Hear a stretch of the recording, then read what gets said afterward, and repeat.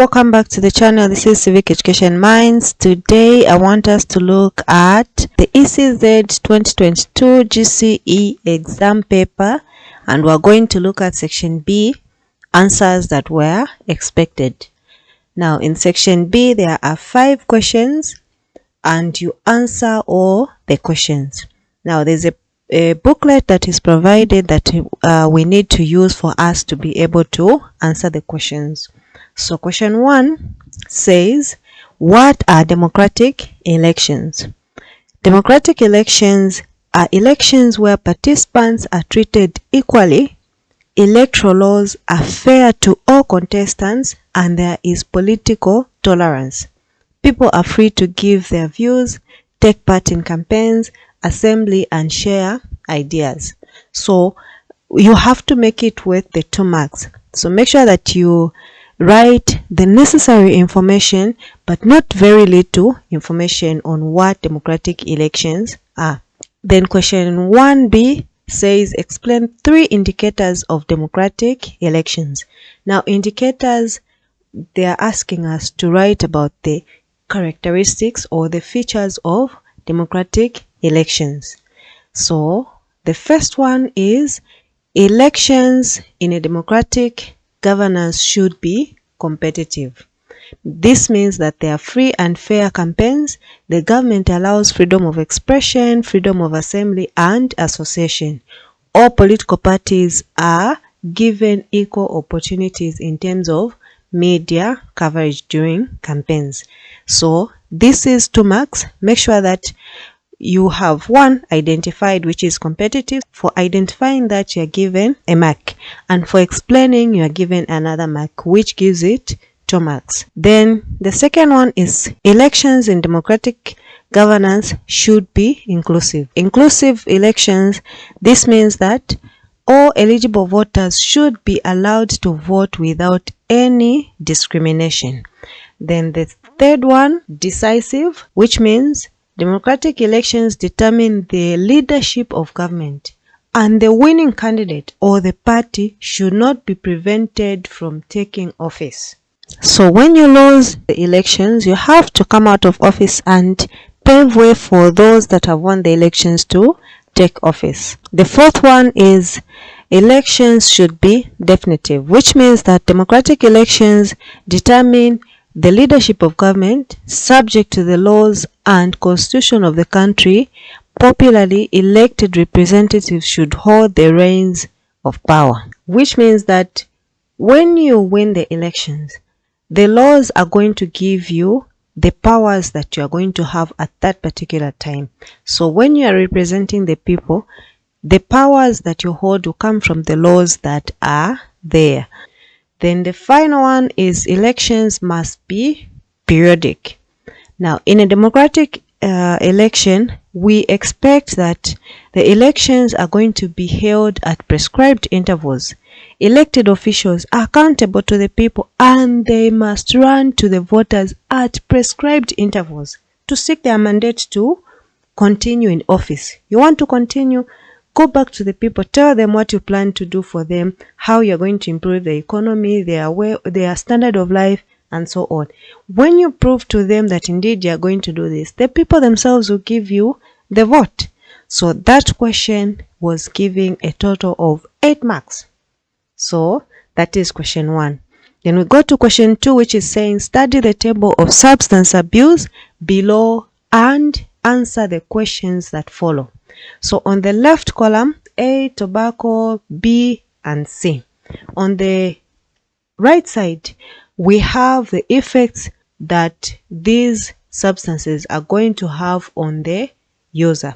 So A, impairs physical and mental health. Tobacco, we have not been given. B, they are saying it speeds up the body processes. And C, damages internal organs. So let's look at the questions that came under this one.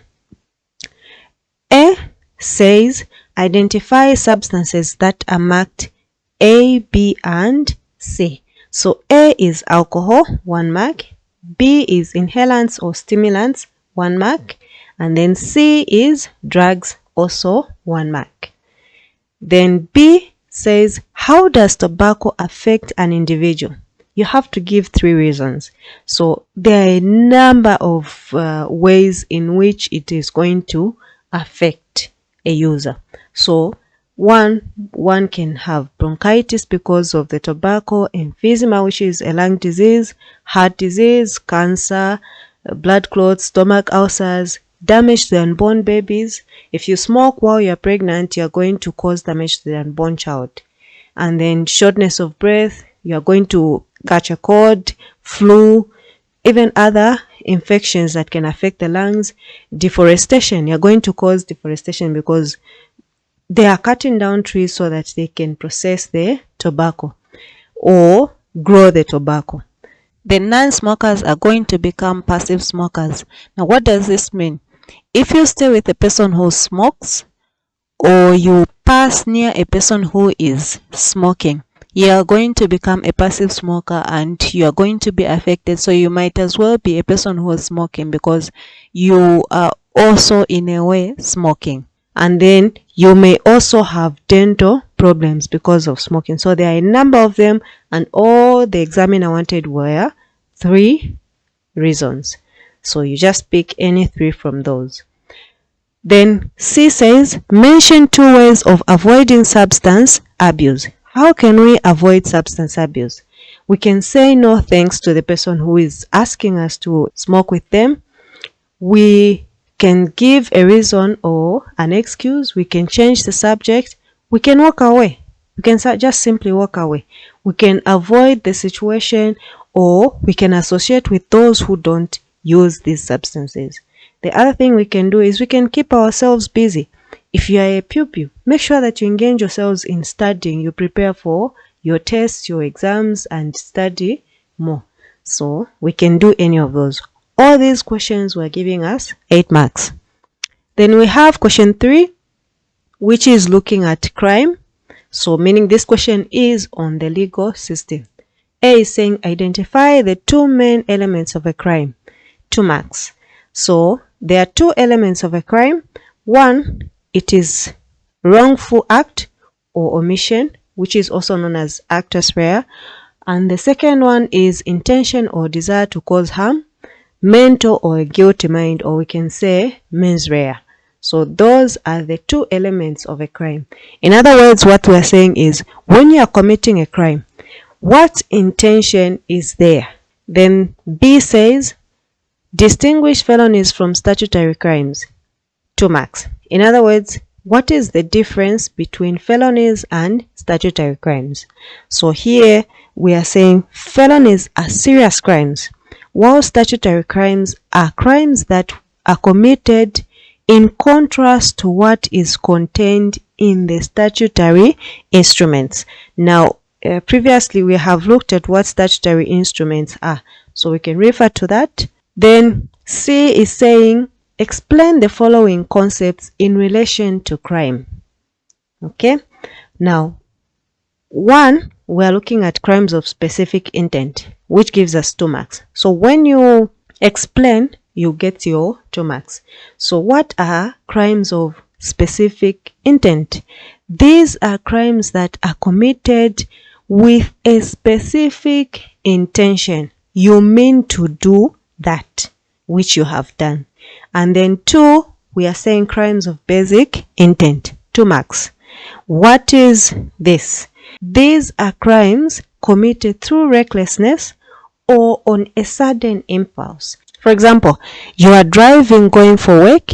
Now, because you are late, just as you reach the traffic lights, they change to red and you decide to run them because you are late. That is not something that you had planned all the night to say, today I just want to run the red lights. It's just something that has happened without you having to plan for it.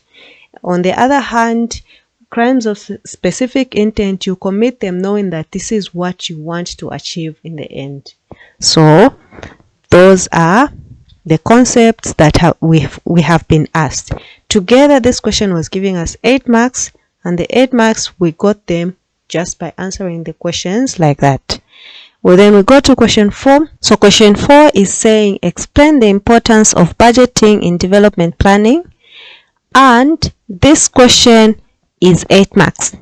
So it tells me that this is going to be an essay question, and that automatically tells me I don't need to write subtitles, I don't need to write titles, I don't need to emphasize or paragraph my work. In section B, we don't do any of that.